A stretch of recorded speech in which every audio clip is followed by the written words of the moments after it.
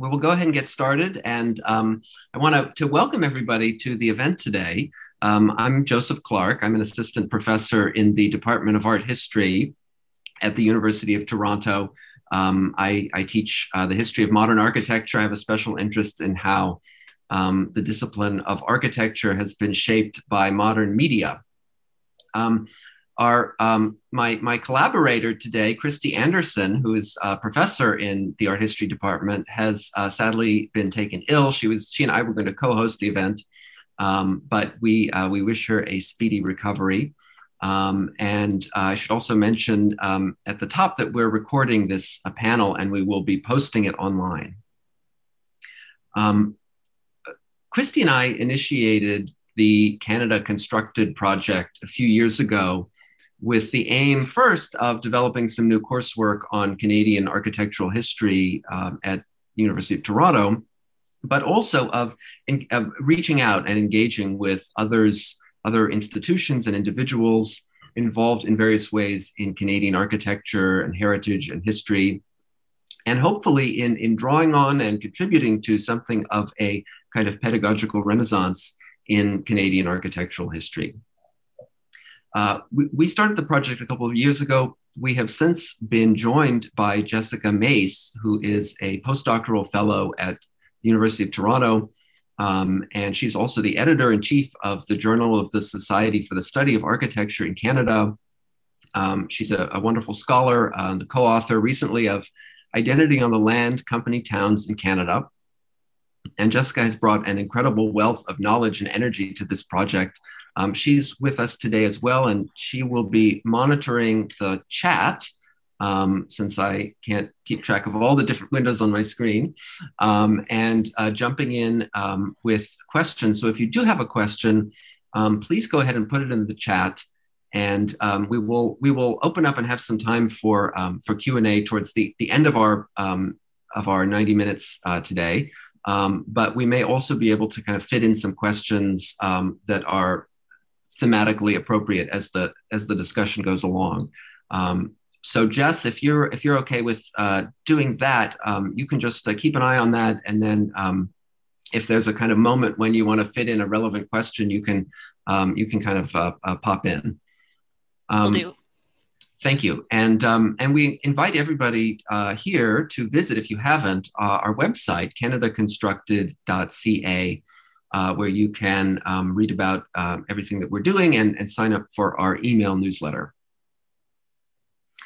The subject of today's panel emerges out of a contradiction that I suspect everybody here has had to confront in one way or another.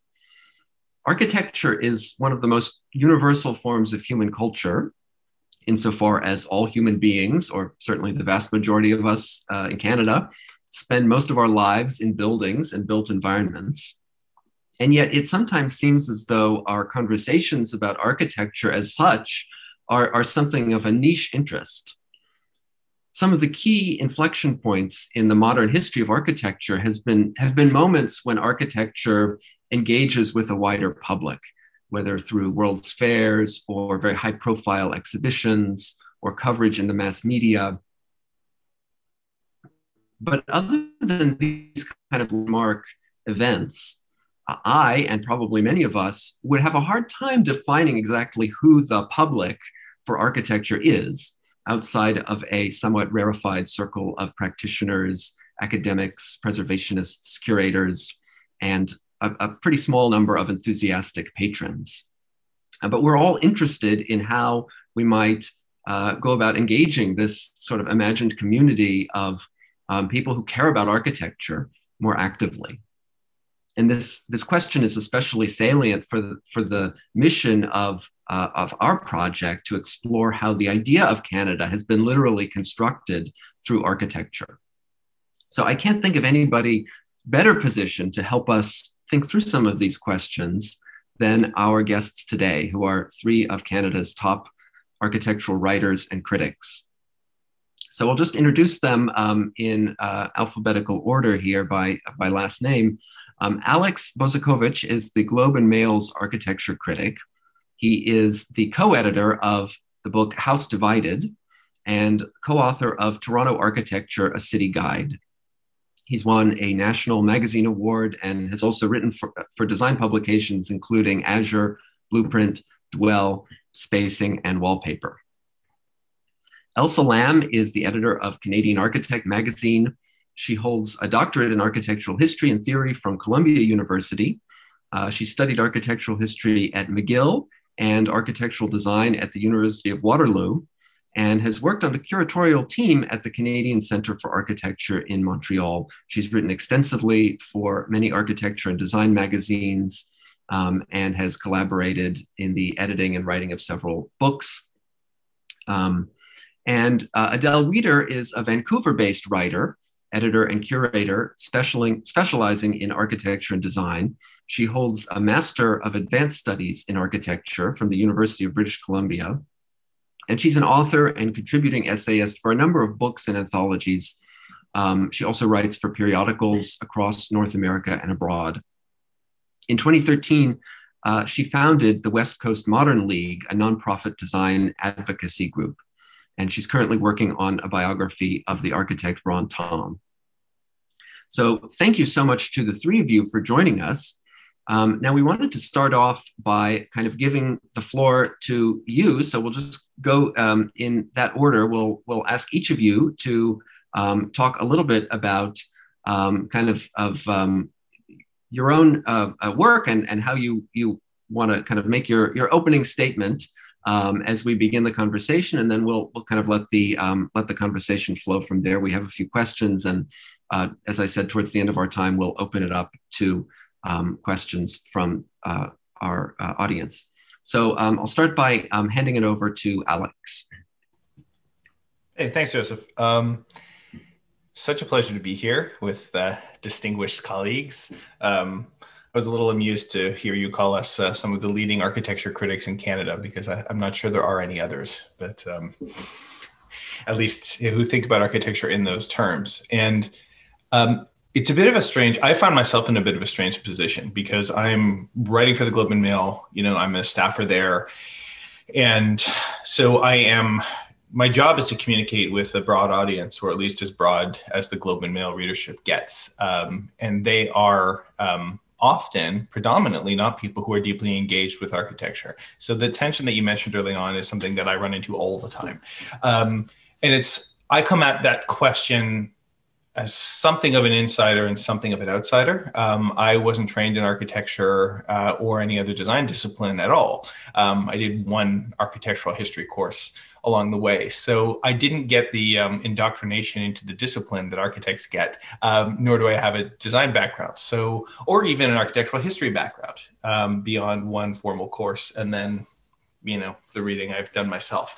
So really I live professionally at that juncture between the design professions and the rest of the world, which I feel extremely privileged to be doing what I do and being where I am.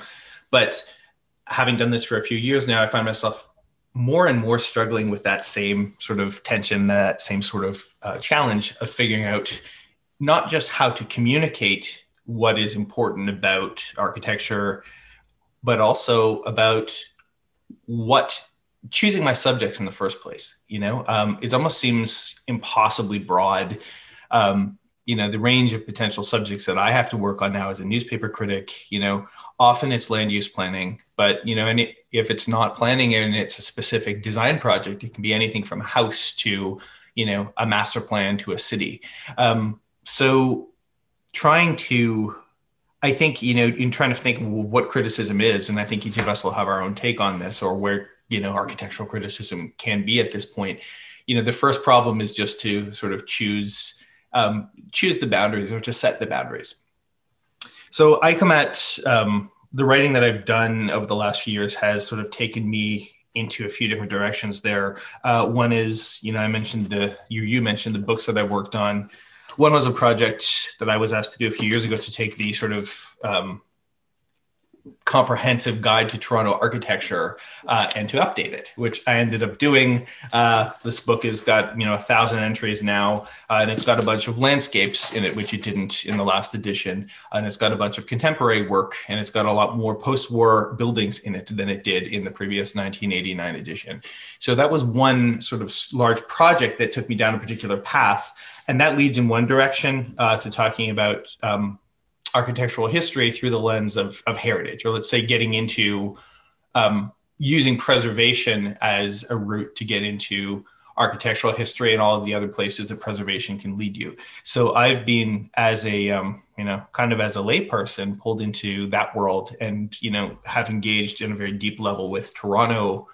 Not at a very deep level, that sounds pompous, but engaged in a sustained way with Toronto architecture and the forces that have shaped it. But I mean, I guess, the other book that I have worked on the last few years is this one, The House Divided, which is really about land use planning. And it's about the history of land use planning in Toronto and how it fits into a larger social and political history. And, and it winds up with some specific design proposals and some specific policy proposals about how land use planning should change and why. So, that sort of heritage has been something of, it's taken up some of my energy, but, more and more I find myself moving away from architecture and actually talking about the larger questions. Because it kind of seems to me that that's where the action is. And I mean, I'd really love to hear from Elsa and Adele about this, but I guess there are two things that have really struck me over the last couple of years about architecture in Canada right now. One, that it doesn't seem to be a very good time for architecture. There's just, there aren't a lot of, or a high level of ideas floating around, and the quality of built work generally in the last 10 years, I think, has been really pretty bad. So combined with that, there are these larger, it almost seems as though the larger, political and economic questions about why we build where we do, and in what manner and who benefits, almost seem, they've been taking up a lot of my attention because they seem more consequential. These larger forces, before which architecture kind of, these larger forces that move architecture and against which, architectural culture is not completely powerless, but, against which it has very little power. So I still care very deeply about buildings. And I think for myself, I would like to be writing more about buildings these days than I do. But, I guess if my sort of opening gambit here is to say, as I'm trying to figure out what matters in our built environment, more and more I find myself engaging with things that are not about design in a narrow sense, but are about larger political and economic forces, that are bigger and more powerful. So for better or for worse, that is how I spend a lot of my time. Very curious to hear what my fellow panelists have to say on that score. Thank you so much. So we'll turn it over to Elsa. Go back to the beginning of my presentation there. Just 5 slides, super quick. I come from I guess like kind of almost the opposite end of the spectrum from what Alex was just describing, because I come very much from a disciplinary background. I started studying architecture at the University of Waterloo back in the mid-90s. Where there was a really strong emphasis on cultural history as a kind of component of the architectural education I received. I became really enamored with that particular facet of the education, more so than with the idea of becoming an architectural designer. And then, so I dug into that. I did a master's a post-professional master's in architectural history and theory at McGill in a program run by Alberto Perez Gomez that that no longer exists as of very recently, actually. Because is so much associated with this professor who has now retired, and then went on to do a PhD in architectural history and theory at Columbia University. If you look at enough architects' bookshelves, you could actually kind of divine what their educational background was, because, you know, every Waterloo student from the mid-90s has the same shelf of books that, you know, that reference ancient Greece and Rome, because that was just a subject that was of near and dear to the director of the program at the time. So as many of you know from your studies at U of T, writing a thesis is actually basically writing a book. So I was looking at some of these questions that Joseph raised in the introduction to this panel.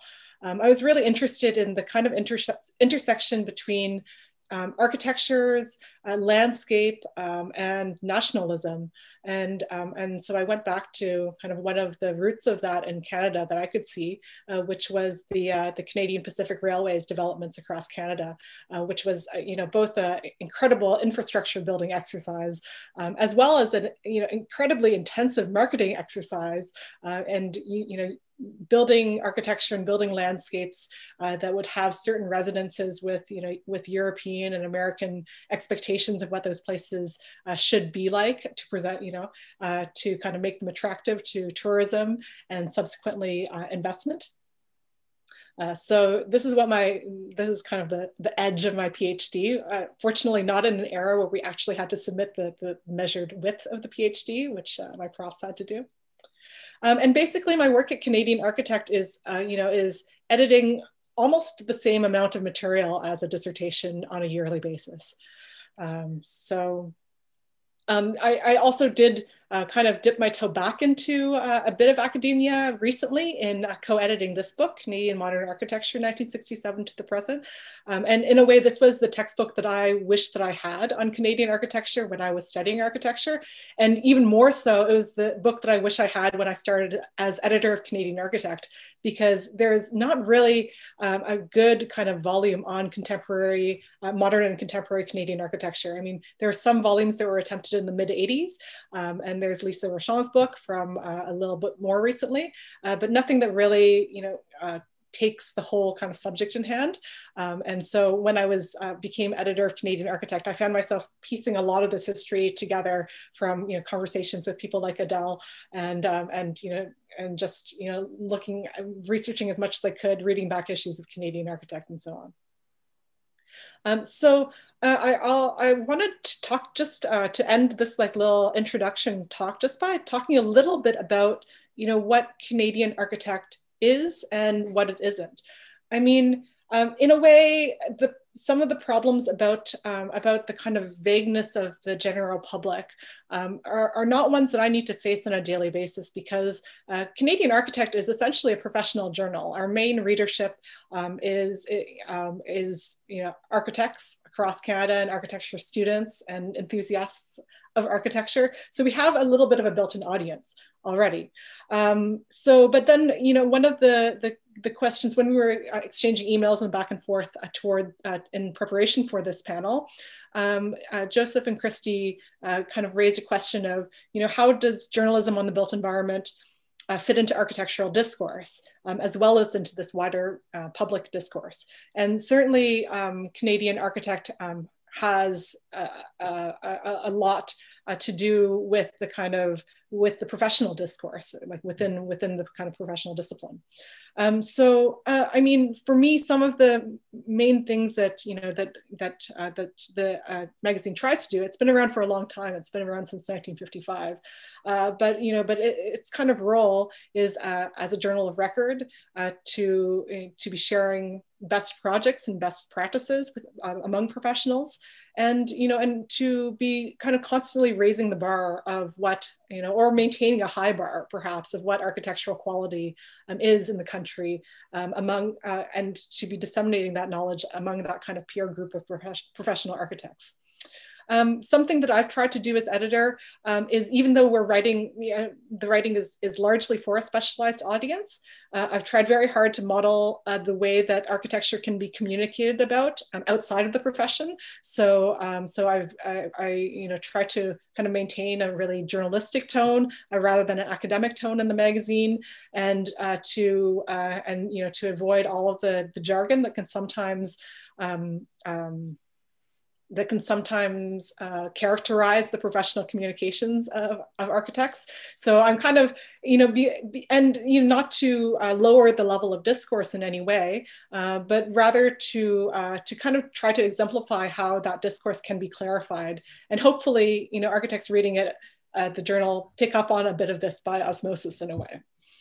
And then the other part of it is to be providing the kind of context and significance of work is also an important role of the journal. So, when you go on sites like Arch Daily or like Dezeen, a lot of the texts that you see are texts that are really written by the architects themselves about a project and submitted.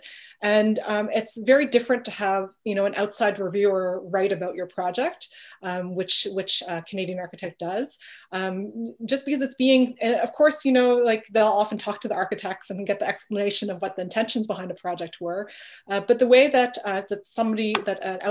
any outside person, in this case, a writer, approaches a project and studies it and experiences it, may, confirm what the architect's intentions were, but they may see something very different as well. And they may experience it in different ways than what was intended. And I think that those are really important things to be able to present.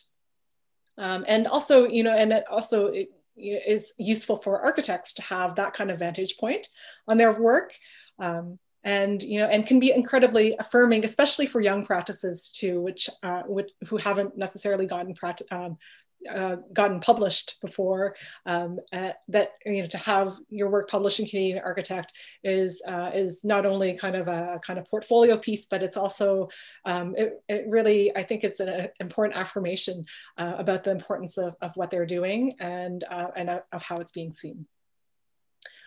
So I'll just leave with, on the other hand, that the other side of that question about how journalism on built environment fits with the wider public discourse. I wanted to close with this quote that I came across from Ada Louise Huxtable, who is a New York critic who is incredibly influential and wrote incredibly well as well, and really, really amazing observer of buildings and cities.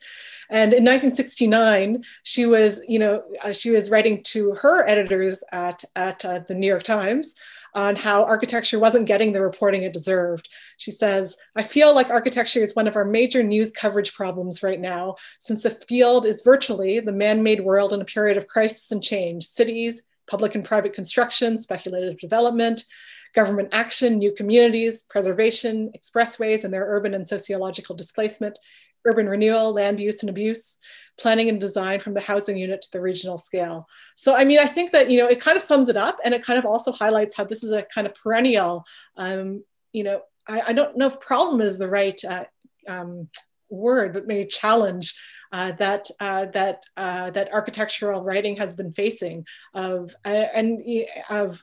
feeling like it's not getting the kind of coverage it deserves.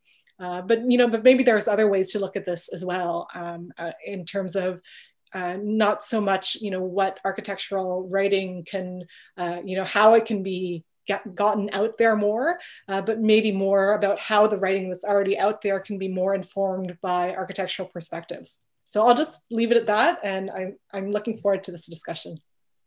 Fantastic. Thank you so much, Elsa. So let's turn to Adele. Okay, well, I have to start with a disclaimer that for the last couple of years, I've been living in the past as I work on a book of first an exhibition and a book project, which is the biography of Rod Tom, who died in 1986. So, but that actually has brought me to, through a lot of research that actually dovetails more than I expected with Alex's interest in heritage and Elsa's, interest in the evolution of design journalism.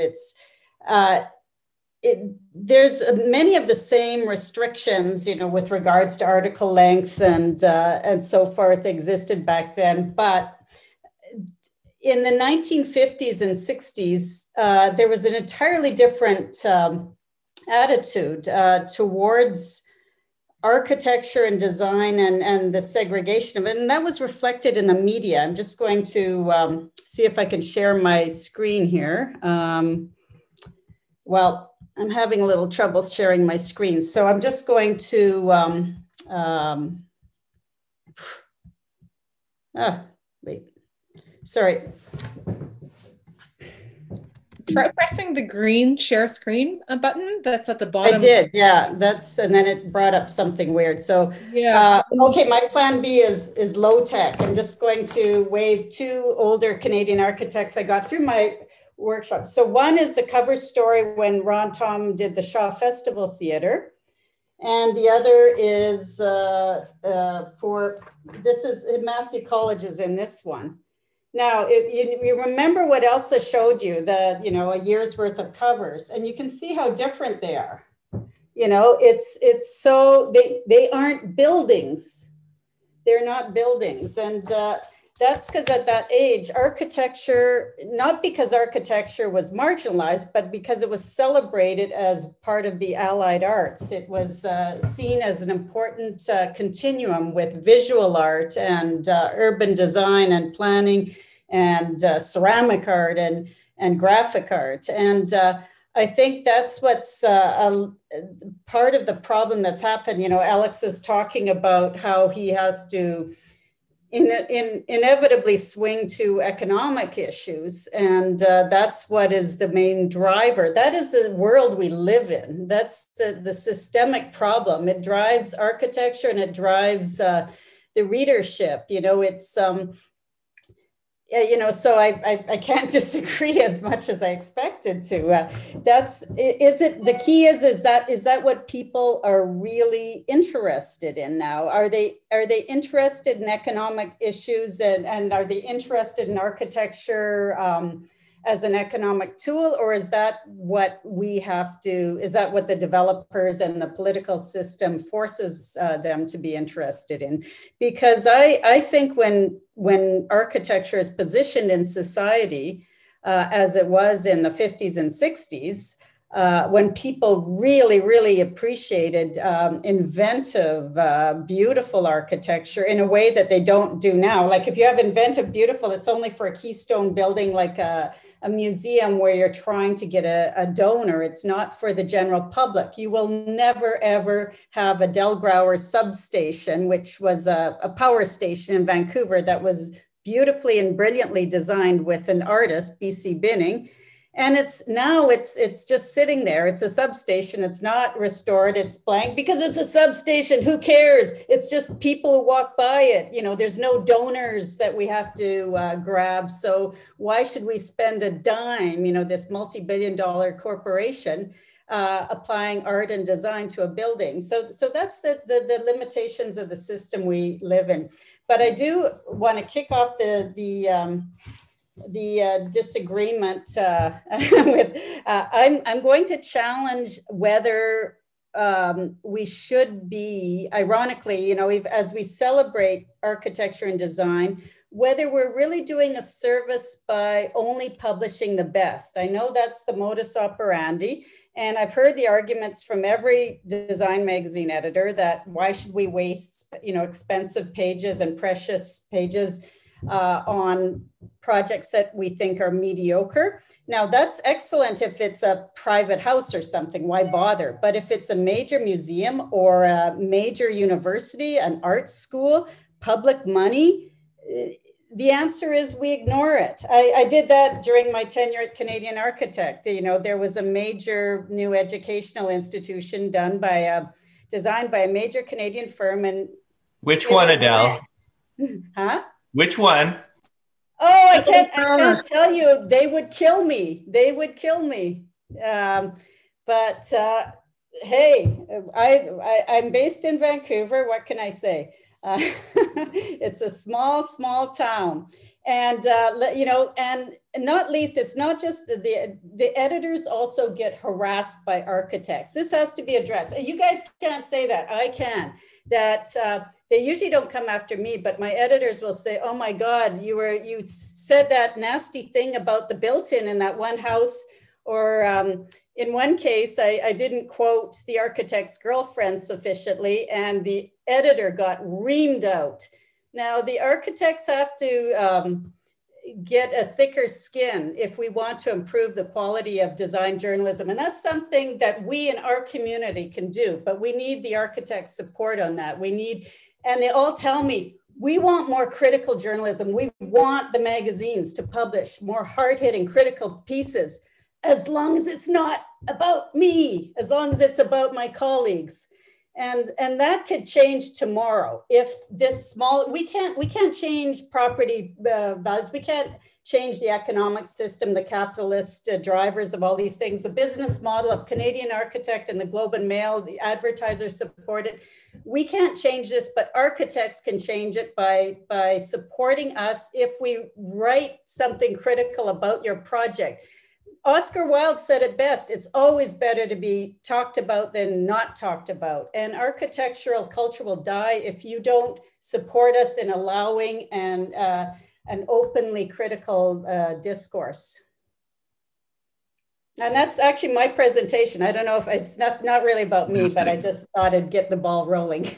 That's great. Thank you so much, Adele. And I wanted to mention that Alex has put into the chat a great quotation from Alexandra Lang from her book. This is from her book Writing Architecture.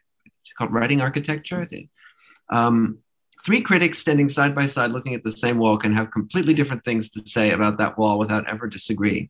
So that's great. So we've got our three critics, and you are actually invited to disagree with each other, but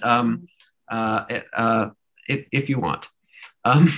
So just to pick up on something that that came up, I think in all three of your presentations, this sort of tension between, on the one hand, seeing architecture, the discourse about architecture as a sort of a field with a very wide-ranging set of concerns spanning kind of every aspect of the built environment, land use planning, planning where to put the expressways, heritage, and so forth.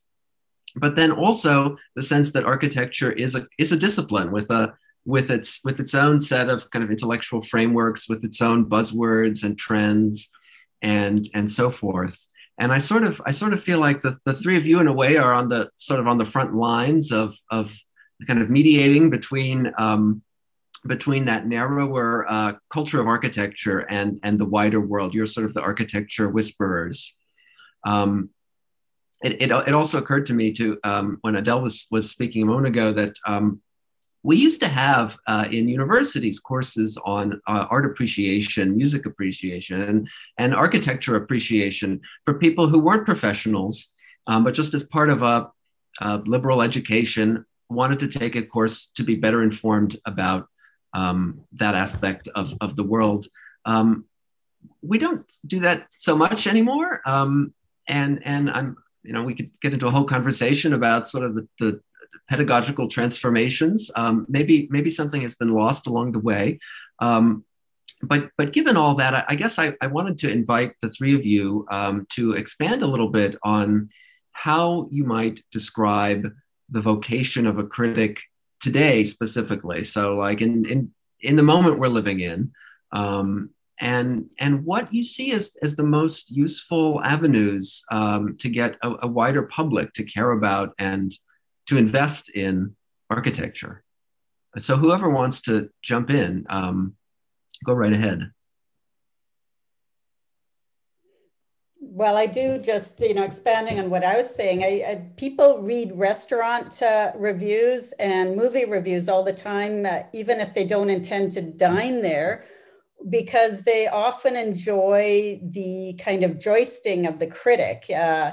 Adele Friedman in the 80s, the Globe's very first architecture critic, she was renowned as being kind of a movie critic type of columnist, very different from Alex, less concerned, I think, with the public realm, but people read her just to be entertained because she would have a really smart ass, put down of a building she didn't like. And of course, half the architects hated her because she would just slice and dice them rhetorically. But people got interested in architecture because of that.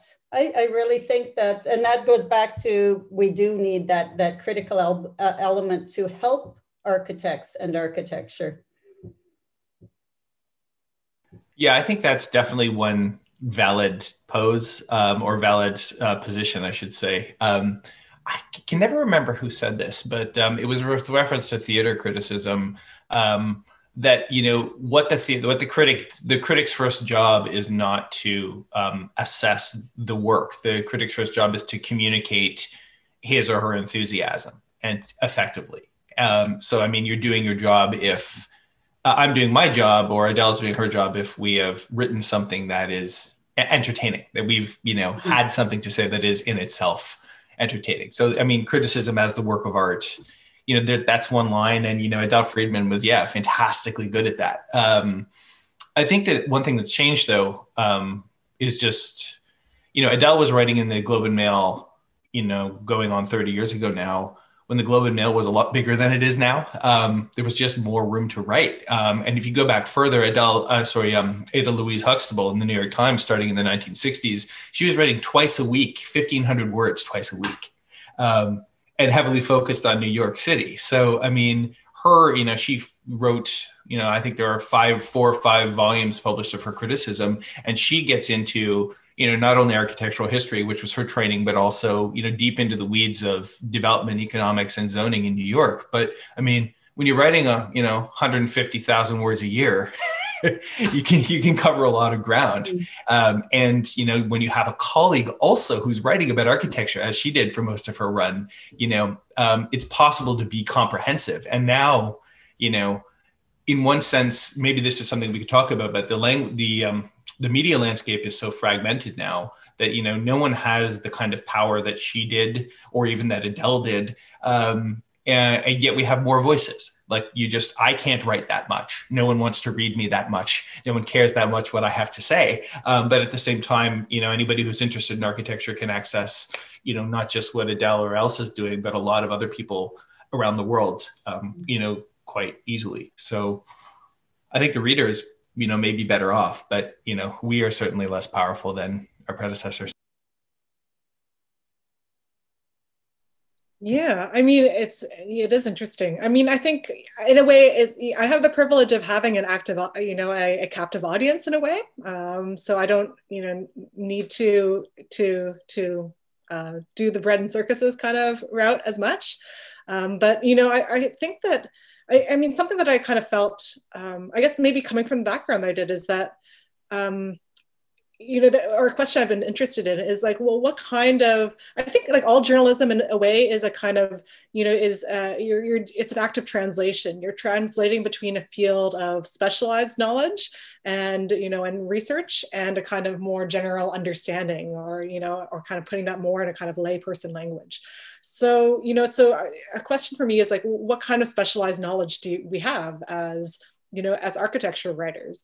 And, you know, so there's kind of just a basic kind of ability to be able to, you know, to describe the built environment, to be able to understand, you know, how a building is put together, and the kind of, you know, both the kind of physical reality of that, but also, you know, some of the kind of, you know, policy and planning things that Alex has delved into so well in his writing. And then, you know, and then maybe, you know, my background as an architect, you know, kind of trained in architecture, it's like even just like this very basic skill of being able to read architectural drawings, maybe less relevant now that we have, you know, all kinds of renderings and 3D fly-throughs and all that kind of thing. But, you know, but I think I still contend that ability to read an architectural plan is something that's just, you know, a really basic ability for any kind of architectural writer or scholar, that it's kind of, that's not a very widespread ability, surprisingly. So. But is the plan necessary for the lay readership? I think it's an advantage. Western Homes and Living here in the West always ran plans in the 50s and 60s, but in the 90s onward, never a plan, because they thought it would be boring. Yeah, I mean, I don't know if it's necessary for the lay reader, but it's important for the architectural writer, regardless of whether that plan is published. Oh, they have to understand it. To understand the building and to kind of assess whether, you know, whether it works, you need to be able to read the plan and just be able to offer a kind of basic assessment of, you know, of how that plan is working, and whether, you know, whether it's kind of, whether it's a mess and all over the place, or whether it's coherent and has a certain kind of, composition and elegance at the very, very basic level, Well, here's another question though. Do we need to, what I find as it's partly because of my background, I think, is that there's a fault with a lot of contemporary architecture, including buildings by people whose work I really like and respect. It fails on the level of detail. A lot of architects today are not interested in materials. They're not interested in detail. They're thinking largely in spatial terms, and often only in spatial terms. And partly that has to do with budget. The architect's role is much more constrained. You don't have access to the same kinds of labor that architects did 40 years ago or 60 years ago, but also just, the ideas are more spatial ideas than they are ideas about detailing or about material. And what's missing, when you look at stuff in photographs. So I guess I'm making 2 points. One, I'm curious whether you two agree with me on that, but there's also the problem of trying to read things based on photographs, which we're asked to do a lot, right? And anyone who's halfway interested in architecture is looking at the design blogs and they're seeing a ton of photography, and photography can lie, and it can lie in some very specific ways. So trying to understand the very qualities that make a place beautiful or meaningful often are things that you can't photograph very well, or that may not be accurately represented in photos. So just learning to understand, I see that lack, and that lack does not often show up in photographs. So, being able to advocate for work that is good in real life, and to understand what's good in real life and what isn't, seems like a challenge for us right now. And that's also a challenge with resources and, in so many ways, like not just the page count, but also the travel budget, beyond the travel budget, the living budget.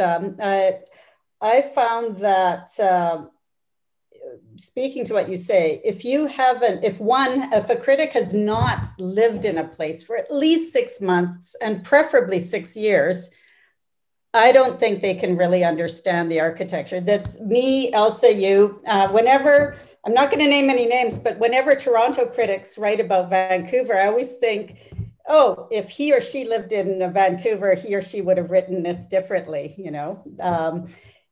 It's just, but that actually totally dovetails to what you believe, that it's about the ground level, life level. And going beyond that, architectural journalism is predicated on the new. It has to be a recently completed building. And this is bollocks. You cannot evaluate a building that is just opened and that you walk through for an hour. It's not that simple. It has to be open for at least a year, in my opinion, to do a proper evaluation, to see how it works. And you have to visit it at least 10 times. You have to be able to interview the end users. This does not fit with the current architectural journalism and criticism model. Yeah, but it's interesting, the kind of timeline question that I think complicates architecture a lot, or architectural writing a lot, because, you also don't get good photos of a building right after it's open. Mm-hmm. So I guess, for the Globe and Mail reader, you want pictures and, an evaluation of a building the minute that it opens, or even before, so it come out on opening day. Yeah. But often the professional photos, the kind of better photos of projects, will only come out, a year or more after right. that building has opened, because that's, when the grass and the trees have had a chance to establish themselves a little bit more, and all of the, little niggly details that, that aren't ready by opening day have been finally resolved, and, and building doesn't look like it's just full of ghosts. So hopefully they've gotten some furniture and different things in there. They can get some pictures of people using the building. Yeah. So, so there is a really tricky thing with the timing of all of these things and how they line up. And then, by the time all of those, you've got the kind of perfect photos and, been able to report on how the building's actually performed in use, by that time, it's not news. It's not news anymore. It's like that building opened 3 years ago. Like, why are we writing about it? Well, not 3 years ago, but, a year ago, easily. So. Mm-hmm. Well, here's the other thing when we say, who are we writing for? And this is going to be sacrilegious. I know I'm going to be attacked just for saying the truth, but a lot of the most esteemed architectural works, esteemed including by me and probably by everyone in a Zoom call, say the Macmillan Bloedel building on Georgia Street. I could write 10 pages, tomorrow about why that is beautiful architecture, complex, nuanced, yada, yada. Simon Fraser University and the law courts. By so many criteria, those are masterworks, 3 masterworks of Arthur Erickson. All 3 projects have serious dysfunctions in how they work for the people who use them. Yeah. Is that part of our job to address that? That's part of the Vitruvian triad. It's utilitas that it fails on. But you're not supposed to say a thing. Even Robson Square, sometimes people allow that it's not working quite as well as Arthur intended because it's not working at all. It's totally dead. But we're not allowed to say it. He's like, Mother Teresa. We cannot critique the functionality because his theory and his spatial expression is so awe-inspiring. Well, should we get more critical in that level? I think yes, but it's interesting to hear you talk that way because I don't think there's really an analogy to Erickson in Vancouver anywhere else in Canada. Maybe I'm just trying to think of a good analogy, in Montreal, is it Ernest Cormier? There's no, Erickson's place with respect to Vancouver, I think is probably unique. And I feel like I have the weird privilege now of, I don't really have any sacred cows because for the average reader, which for me is predominantly in Toronto, though not only, there's really nobody I can't take down if they're a historic figure. Then you get into the question of what Adele brought up, which is the practicing architects get very mad when you say unpleasant things about their work. And that's a whole other question of people calling my boss to complain. But, intellectually, in theory, I have a lot of freedom to attack just about anybody as long as they are not currently in a position to call my boss. So how do you even represent the canon? I feel this, I feel a responsibility to sort of represent the canon of Canadian architecture, sort of, or to at least communicate it. But, it's hard because there isn't one. There isn't that popular, there is no general cultural awareness of architecture. So, I guess it cuts both ways, having heroes. None? Come on. Ooh. Toronto City Hall, everybody loves Toronto City Hall, every person in the street. Yeah, but who can say who designed it? Well, we can. We can. Everyone on this call probably. Well, everyone on this call, exactly. But it's true. So we've had a couple of interesting comments popping up in the chat as we've been talking, and a few people have raised the question of picked up on the issue which actually you all raised of place, the importance of particular places, a critic living in a place and having some awareness of it, or as Elsa had brought up, the challenge of writing about Canadian architecture as a whole, when Canada is such an internally diverse place with so many different regions. And a few people have called attention to the kind of center periphery dynamic with Toronto and the sort of, as Mary Lou Lopsinger in the chat puts it, the Toronto elite of Canadian architecture, and other regions that feel more peripheral or are competing for attention. I'm curious if that's a dynamic that you all, I'm sure you've encountered it. I'm curious if you have any thoughts about addressing it in the architectural media.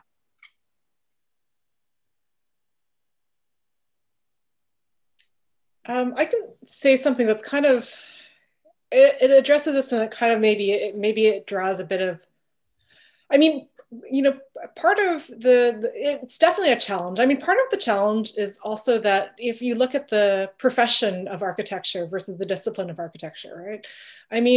The way that the profession is in Canada right now is that there's there's a couple of, let's say there's like a dozen offices that are kind of on the large side of architectural offices of having, more than 100 people, probably not even a dozen, probably a half dozen, and then, so these are the firms which are largely based in Toronto that have the kinds of resources to, to be actively promoting their work and, bugging editors and writers like, like me and Alex and Adele. And getting all the great photographs as soon as they can and all of that stuff, kind of catering to the media a little bit more. And then you have like the vast majority of architects in Canada actually practice as one or two person firms.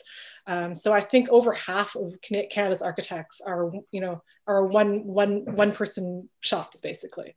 So and even on that large end of these like larger firms, I mean, if you look at other kinds of professions, like 100 people is not a lot of people for like a law firm or an engineering firm easily, like they're tiny, right? Like like if you look at the tech firms, right, like thousands, tens of thousands of people. So so in a way it's kind of there's a kind of issue that we're dealing with all of these kind of smaller potatoes in a way, that and so and then that's and then you layer on top of that the kind of the Canadian geography, which is so vast.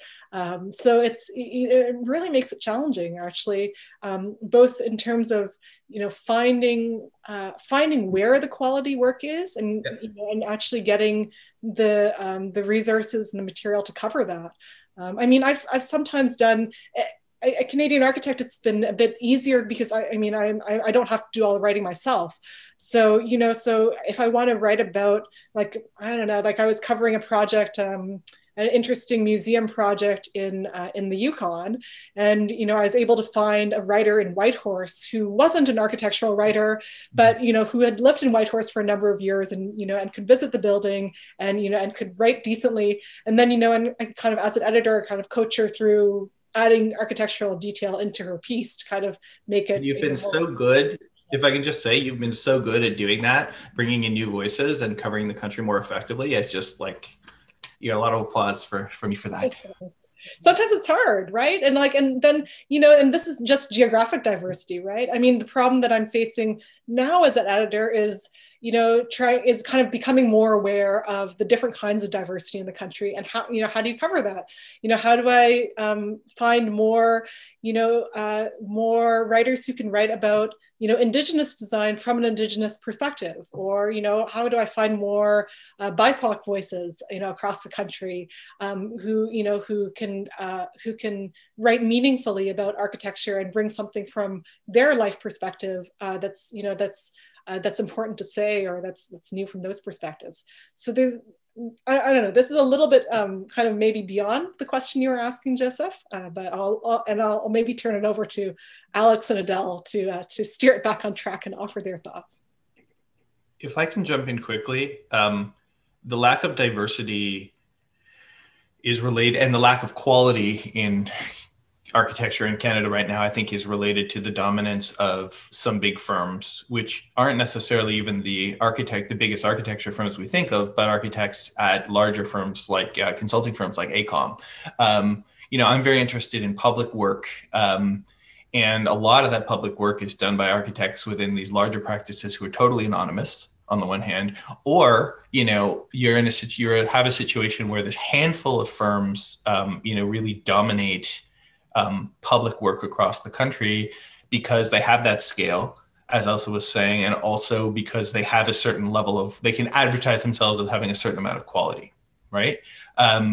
So the concentration, I guess I'm cutting against what Elsa said, that, it is to a remarkable degree still kind of an artisanal business, but so much of the work is being done by, a small number of firms who continue to consolidate. And I think that's had really negative effects on the quality of the work we get, which is related to questions about procurement. I mean, who gets the job? How do they get it?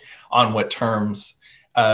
So, I'm not sure whether we're talking about the same building, but I a couple of years ago, wrote a very critical piece about the Emily Carr, the new building for the Emily Carr School of Art and Design in Vancouver by Diamond Schmidt, which was done by, a B team at Diamond Schmidt, and was procured through I can't remember the exact type of contract, but it was not a standard architectural procurement. It was some kind of design build. So the architects had very little power.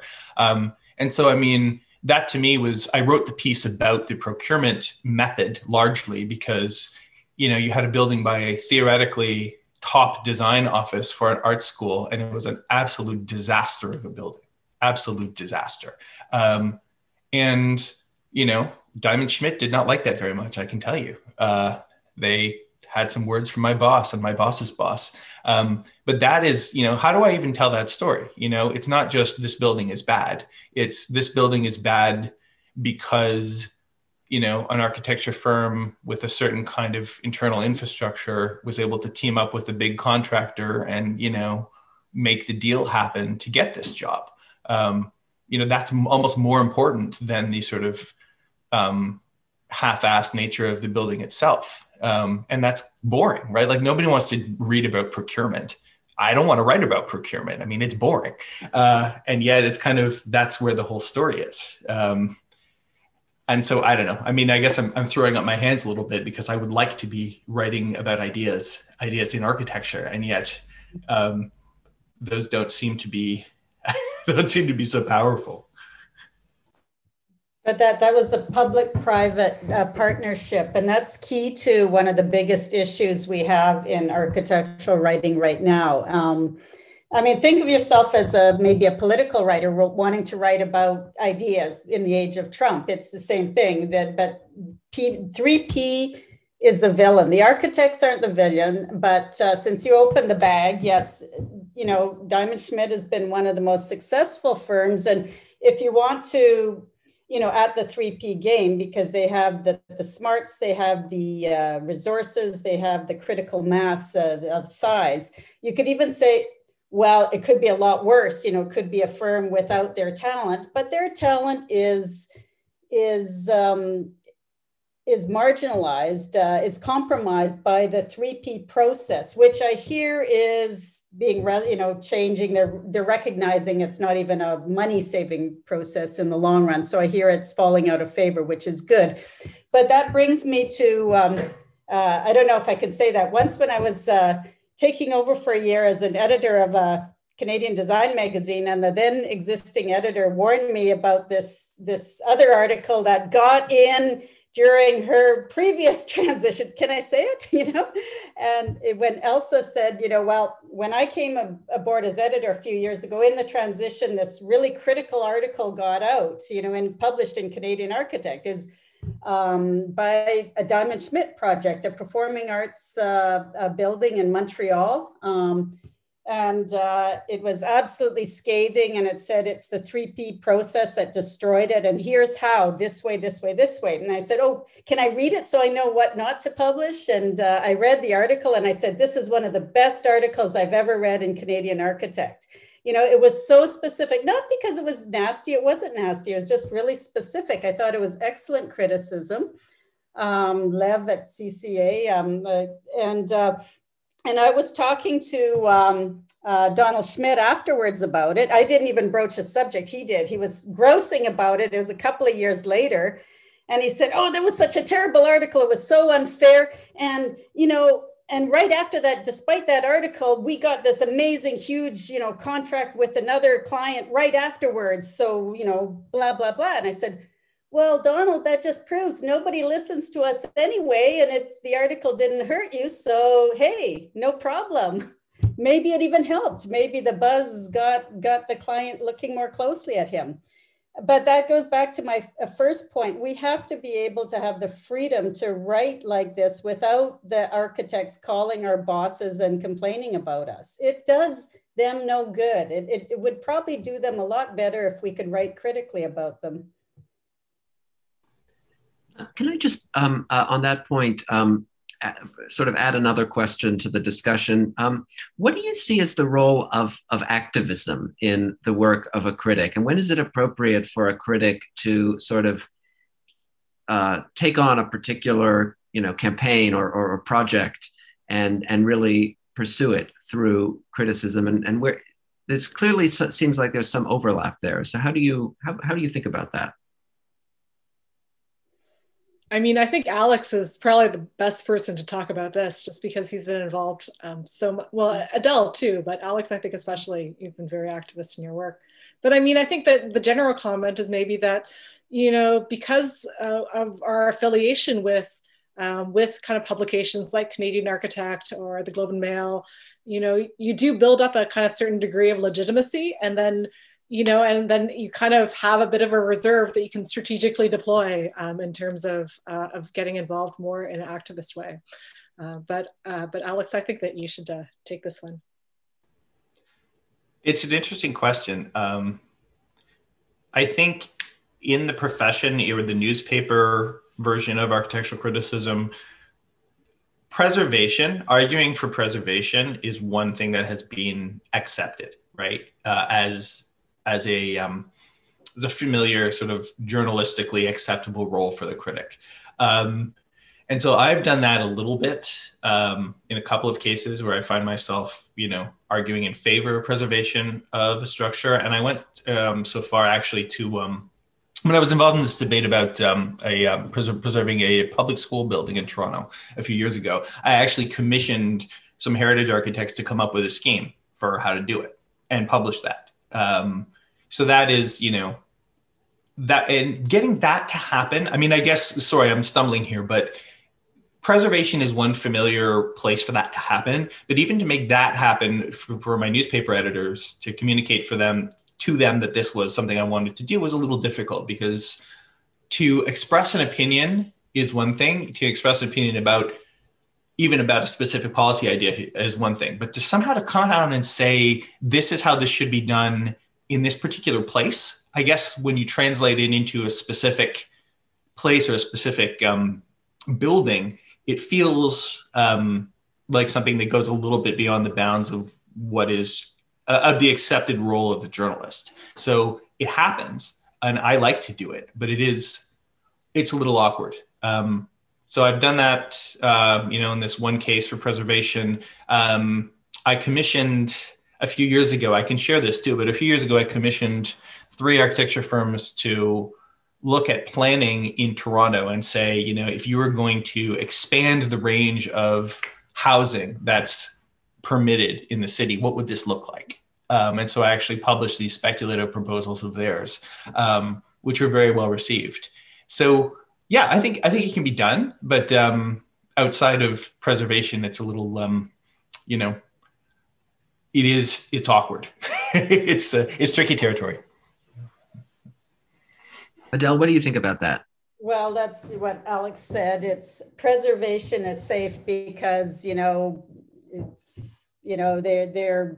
the architects are dead, the buildings are old, and as Bridget Shimma said, everyone loves their grandparents more than their parents. So if the building's old enough, it's it's fair game. You don't get much dispute except for, the economic, like, oh, woe is me, land values, somebody's going to build a monster house. And, you're always the David to the Goliath. It's trickier with contemporary issues, things like housing structures or, land use, zoning. Part of the problem is that it's incredibly complex. And for a journalist to say, I'd have to study this issue for 6 months before I could, and I'd need 25,000 words to really write out a comprehensive evaluation of what should be done. That doesn't fly journalistically. You're supposed to, in this media age, more than ever, in all fields, not just architectural criticism, you're supposed to say, I know exactly what should be done. And it's very simple. And you do this or you do that. And it's very polarized. There's no such thing as on the one hand, on the other hand. A single building is so complex. You cannot sum up all the issues in a single article. This is one of my books. I write a book on a single tiny little house, and I still have only scratched the surface describing this house, you know. And can you imagine if it's a whole zoned block of downtown Toronto? You can't do it. Well, and you have to that's a really, really, really good point. I mean, it is so complicated, and it's easy to kind of throw up your hands, you know, because I've shared an example of this one piece I wrote about this Davisville public school in Toronto, which actually launched me on a thing that I'm doing now. I'm actually curating an exhibition about the history of school architecture in Toronto. So that sort of led me down to, you know, a rabbit hole. But on that one building, there was preservation stuff. There was the way in which the local school board plans to use its facilities. It's how they manage their buildings. It's the procurement of the architects for the replacement building. It's the carbon footprint of the existing building and whether it's environmentally responsible to tear down the whole thing. Parking requirements, sharing of facilities between the city and the school board, the design of the new street. I mean, I could have written, once I went deep on the thing, I could have written, you know, 8 different, completely different pieces, all of which had some level of relevance dealing with the same place. So you choose your battles somehow. And I personally find that very challenging. You know, it's a big world, and it is so, as Adele said, it's so complex. Where do you start? For sure. I mean, it's a challenge in teaching the history of architecture as well. Absolutely. So we've covered a lot of ground in this conversation, and in a moment I'm going to open the floor if people who have joined us want to just come on their audio and camera and ask a question. But I did want to ask one more question myself, since this is we're having this discussion in an academic context, and that is if you have any advice for students today who might be interested in architecture, becoming an architectural critic or architectural journalism, or even students who just are looking to improve their writing for a wider audience. One thing that we struggle with and we really emphasize in teaching these days is helping students improve their writing skills. It's something that they struggle with, that I certainly struggle with as a scholar. What would you advise those of us who want to improve our writing about architecture? Well, you know, I went to journalism school before I did my postgraduate studies in architecture, and I just had to take, I graduated into a almost recession, and business journalism was the big thing, and I reluctantly took a very good job at the Financial Times of Canada. And John McFarlane, who's a great editor, was there, and there's a lot of great writers there. And I didn't think I was interested in business, and I was there for 2 years. And it actually, I'm very, very grateful that I had that grounding before I went on immediately after that into architectural journalism, because it's at the foundation of so much of why the city and buildings and even a house is built the way it is. And I think a lot of writers, when you look at architectural writing in lifestyle magazines, you know, they're different beasts. So I don't want to be down on them. They have a different purpose and a readership. But, you can tell, you say this is why, there's reasons that this has to be like this and it can't be like that, and that, are grounded in business. And so to get back to your question, it's a long-winded way of saying, just learn something other than architecture, feel free to concentrate on something other than architecture, learn other things about the world. If you only study architecture and try writing about architecture, you're not going to be able to write comprehensively about architecture.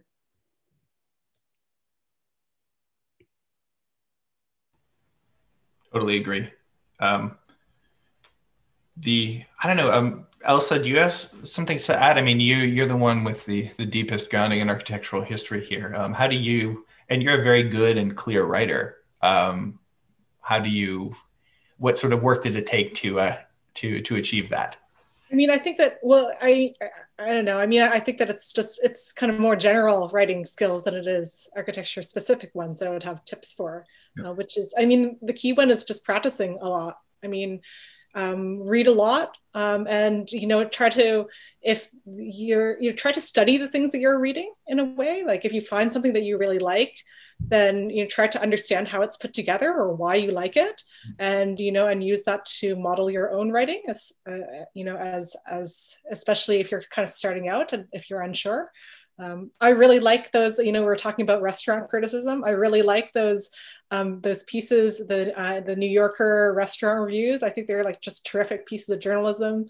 I remember listening to a podcast where somebody was like going on about the obituaries in the Financial Post, I think, or in The Economist, the obituaries in The Economist. They were like, this is like the best pieces of writing, these little obituaries.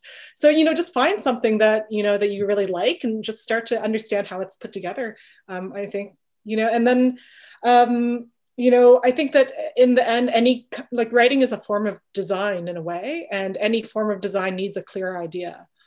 And usually it will only be one idea, actually.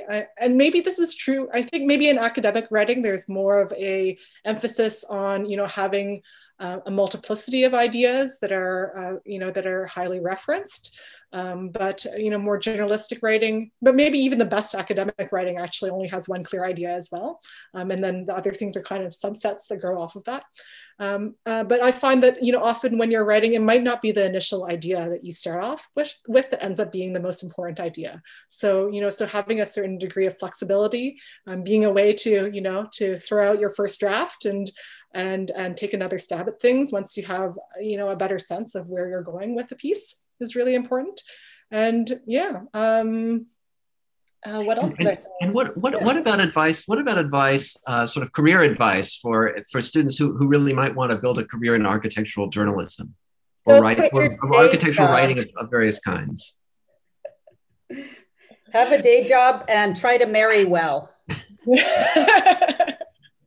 Always good advice. Mm-hmm.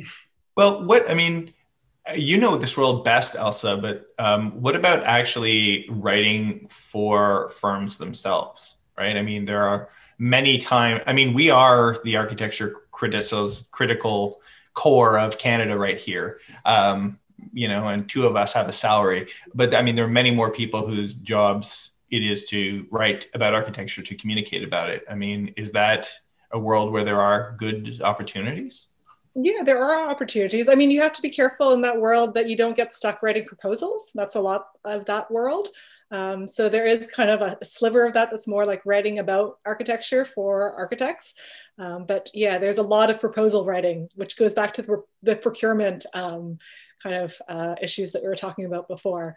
And proposal writing is not so much, I think that there is a kind of art to it. I've never really gotten into it myself. And from what I hear, it's not a terribly friendly place to be for various reasons.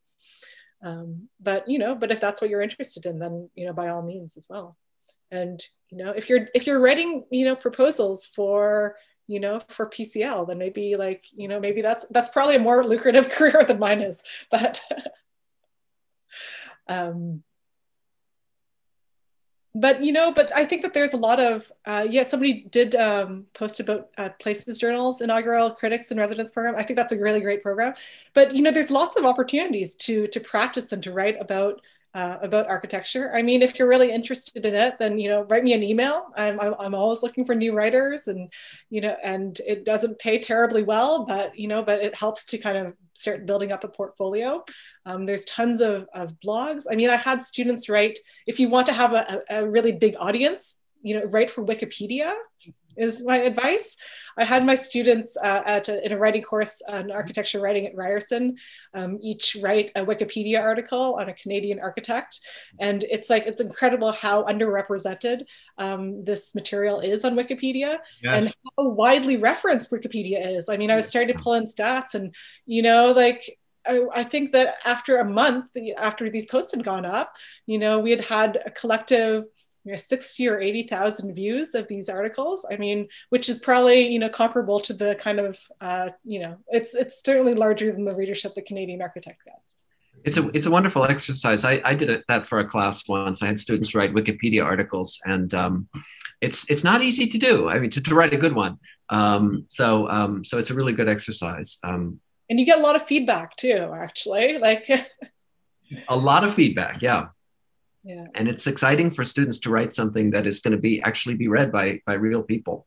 Yeah. Well, I would just say, I mean, I was last a freelancer, like full-time freelancer some time ago, and, 15 years. And one thing that's changed really dramatically since then is that there are just many more places to write. The fact that, when there were print magazines, when print was still the dominant form, which it was, in 2004, you'd have to find the design magazine, and they had a crummy little website, and you had to find the editor and tell them who you were and convince them. I mean, writing for the people who now make a living as freelance writers do it by writing many pieces for many different outlets geographically all over the place, for very limited pay, lots of little things. And so, I mean, it's not impossible to, if you're reading websites about design, those places are probably easier to get into than you might think. They're probably not going to pay you very much money, but, to find an audience and to test yourself as a writer now is probably as easy as it's ever been, as long as you don't expect to get paid much. And, all the same kind of tips as any kind of career, I would say. I mean, Adele was teasing me for smiling too much, but it's like, be nice to people and like make, value your networks and make connections, and you don't know where things will lead. I mean, it's like a lot of the freelancers that I started working with at Canadian Architect, 6-7 years ago, like, it started off with, with a book review here or a little piece here or there. And, and the people that were really serious about writing have kind of found their way into different kind of writing niches, like somebody I worked with at the Canadian Centre of Architecture is now heading publications at Concordia University. Somebody else is that was an intern at Canadian Architect for a little while, is now writing with who had an art history background rather than an architecture background, is now writing full time for the National Art Gallery of Canada. So so there's a lot of maybe unobvious places for writing about art and architecture to end up. But you kind of just have to go for it and make connections and trust that you'll find your way if that's really what you want to be doing, and that you'll meet the right people, and and you'll make your way. That's great advice. Thank you. So we have about 10 more minutes, and I wanted to invite anybody who is on the call here and wanted to ask a question or make a comment. We've had some great comments and questions coming through in the chat. But anybody have any questions for our three distinguished guests?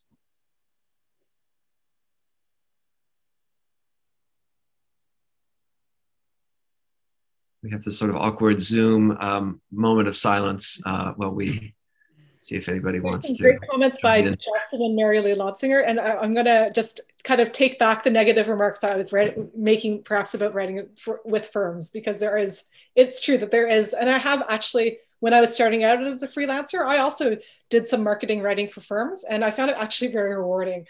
And, and that was kind of an interesting story how that happened for me. I mean, I had written my first article for Canadian Architect that I got by cold calling the former editor, Ian Chadikoff. And, and I had written about kitsch in Quebec for that article. And Claude Cormier's work was part of that article. And I found out that his office was down the street from where I lived in Montreal. So I knocked on his door and offered him some copies of the magazine. And he said, "Great, you're a writer. We need some help writing up this, this material for our firm." So I helped them with a proposal, and I helped them with, some marketing writing for their website. And, and it was one of the best the most pleasant connections and work that I did early in my career.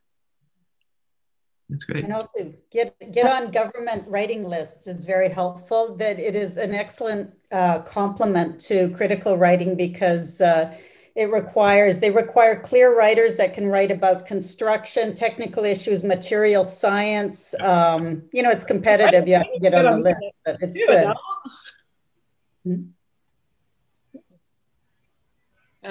Mary Lou, you're on mute. Oh, this is a fantastic conversation. I really welcome it.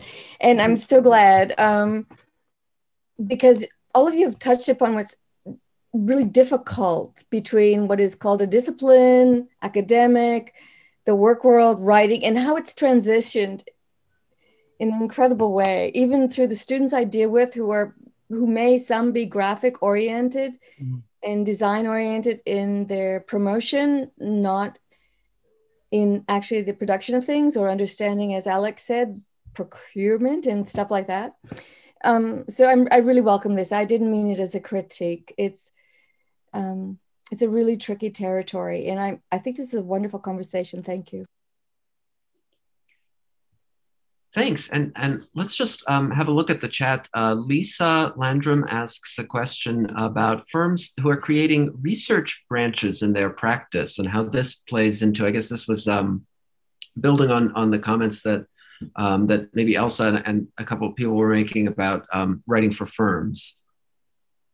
Yeah, I mean, I don't know that's really, I haven't really seen that trickle down into architectural writing per se, but I think it raises some interesting, bigger questions. I was reading a really interesting article, maybe from 20 years ago now, that was distinguishing between the discipline and profession of architecture, and noting how, how architecture has actually been terrible at building itself up as a discipline. It's kind of okay as a profession, though fragmented, as we've talked about. But as a discipline, it doesn't really have a lot of kind of broader juice. Like, it doesn't have the kind of legitimacy, which is why I'm cheered by the program that you guys are starting at U of T here, and by this idea of architectural firms starting research branches. Because this is the kinds of things that go into a discipline as opposed to a profession, and that maybe over time, will make architecture more relevant. Like, if you look at something like law, this is the example given in the article I read. Law has people that are lawyers that work every day, but then there's this whole branch of legal scholars, who are able to formulate opinions about law and analyze the history of law and the implications of these things, who have incredible power actually, in the kinds of research that they're producing. So, how does architecture, support that kind of building up of a discipline too, where architecture becomes not so much these one-off buildings that are good or not good, or that are helpful for the city or not helpful, but how can architecture and that kind of expertise be involved at these these bigger levels of decision making, and be taken more seriously as a kind of legitimate field of expertise and a kind of useful set of knowledge. And once we have that, then there'll be lots of work for architectural writing, right? Nobody can be a full-time freelance writer in any discipline these days. It's very difficult. But the key too is, I'm all for like doing research writing and analyses for firms and governments, and exhibition design, exhibition curating. These are complements, and with the assistance of government grants and sponsorships, you can actually build, as I've had to do as a freelancer, is cobble together part curator, part writer, part, book author. You can't just make a living on articles alone. But if you can open your mind to cobbling together disparate functions, then you can have a pretty good life. There are a couple of questions in the chat. Alejandro asked a question about including architectural writing in architecture school. And James has a question about should licensed architects be encouraged to write architectural criticism? And to me, this raises an interesting question of the sort of the architect as an intellectual and as somebody who's participating fully in the sort of broader cultural discourse, which I feel like is Ron Tom sure had some things to say. Ron Tom wrote a scathing critique of the Robarts Library. Yes, indeed. Yes. And I said, "Oh my gosh, where is he now? Like, why can't we have that, in our journals?" Because, but on the other hand, let's not look at the past through rose-colored glasses. Because he log rolled with his friends. Leslie Rebanks and Arthur Erickson wrote gushing reviews of each other's projects. And I mean, Arthur and Ron are good architects, but it was log rolling. It's not that different from this day and age. And don't forget that professional organizations disallow architects from publicly criticizing each other. Is that true? I actually didn't know that. Yeah, I think in every province. Well, yeah, you can get reprimanded if you or lose your license. No, I mean what my understanding of that is that it's more about you cannot question the kind of the professionalism of another architect. So you can say that their work is terrible, but you can't say that their work is, going to, to fall down or, to burn up in a fire, and, all of the things that are more about the legal aspects of that are like the kind of protected aspects of an architect's work. And BC, you can get in trouble for saying another architect. Really terrible at like hand slapping architects. They seem more so. I mean, in my limited experience, it seems like they're a little bit more kind of, hand slappy than. I got a lawyer's letter because I wrote a piece about the architect Darcy Jones, who was not at that time registered as an architect.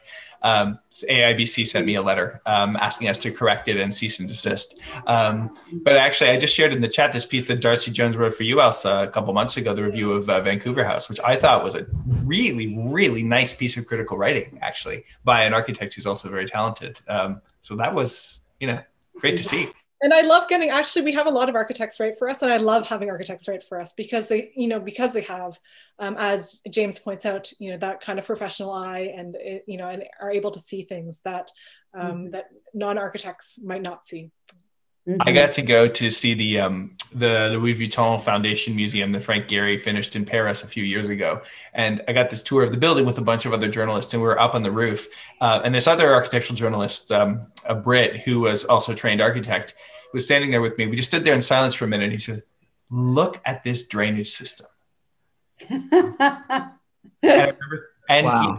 It was ridiculously complex, as you might expect, because the roof was doing, this and curving in three directions at once. And, but, there are things that as an outsider, you don't see that are important. That's fantastic. We are just about out of time, but I want to, Mary Lou Lobsker, you're raising your hand virtually. So do you want to ask the final question or comment? It's not a question. It's just, I have given a master's level history and theory program required course for professional students entering master level, a course assignment called professional public writing. They struggle with this. They struggle because they are brought into a jargon and a way of thinking that is really enveloped within education, which I think probably many of you here who've been through that kind of education understand, right? The language of it. And I asked them to step back and I asked them to respond to something. The most recent one, they just got it this week, will respond to Unsettled Lands, like Daniel's event that I'm hosting on Thursday night, which will bring architects and people to talk about indigeneity and the so-called BIPOC complex in North America. And they need to respond with their own language. And I know this will be really hard because as entry-level students into a discipline, they're being disciplined to see through language. Mm-hmm. So this is in response to the idea that we need to have these other courses, appreciation. In an academic atmosphere where I am, appreciation is, well, those people. And then there are the others. And how do we get beyond that? Because I want students who are being educated as designers and going into the world to be able to see and think without the blinders of the discipline. Mm-hmm. I leave you with that. It's complex, I guess.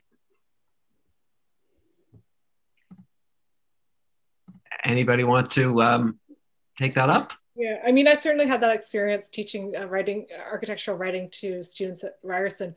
And it is interesting, this kind of question that Alejandro poses about whether architectural writing should be a base course. I mean, you know, I see it at many schools, but there's not really one way that it's taught.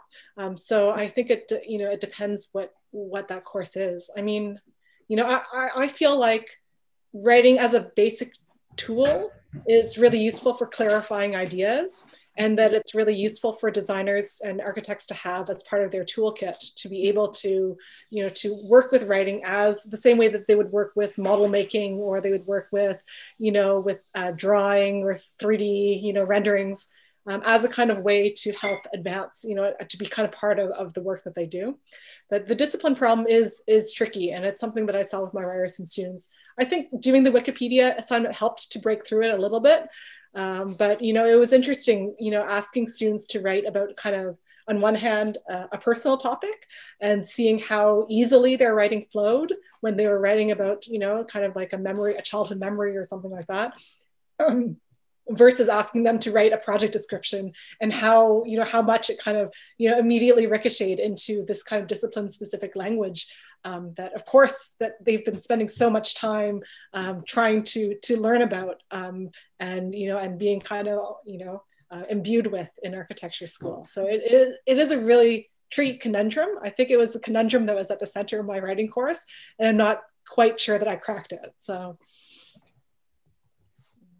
Well, I mean, there is the basic, you know, as I said, I didn't go to design school. And one thing that the culture of the studio culture often reinforces not just jargon, but also a kind of language that is almost often deliberately, deliberately obfuscates, right? I mean, you're making an argument, you're trying to sell your idea in studio, right? And to make it immune to challenge. And that can, in a lot of cases, lead to people, you know, trying to, rather than drive towards a clear idea that is defensible, they try and sort of wrap their idea in as much jargon and as much sort of armor as possible. So, you know, I think what works to put a simple idea forward in a studio is very, anxiety provoking, right? And you learn from your fellow students, I think, to not do that. So that is something that people really need to learn to push back on. And I am not one to, you know, complexity. I always want to go for the nuance, but, you know, there's a useful exercise in newspapers that you have to basically reduce your story, reduce your piece to a line. What's the nut in our jargon? You know, what is the thesis of your piece? And if you can't say that in a sentence, then you have a problem, right? You have to be able to sell it, to present it in one sentence. And I do find, you know, it doesn't always work. It's not always adequate. You can't always do it. But if you can't at least make some version of that, if you can't find a way to summarize it in a sentence, then you don't really know what you think yet. And that is, you know, frustrating though it is a good place to begin. Mm-hmm. Wonderful advice. Well, thank you so much. I want to extend a huge thank you to Alex, Elsa, and Adele. You all have brought different perspectives, really are differently sort of positioned in the world of Canadian architectural criticism and journalism and writing. And this has been a fantastic conversation. I think we've covered a lot of ground, and we're really so grateful to the three of you for joining us. I just want to remind everyone to please do check out our website, canadaconstructed.ca. Sign up for our newsletter, and you'll be informed of hopefully the next one of these events will be in the fall. So you'll want to stay on top of the news. Thank you so much to everybody who attended tonight. Thank you.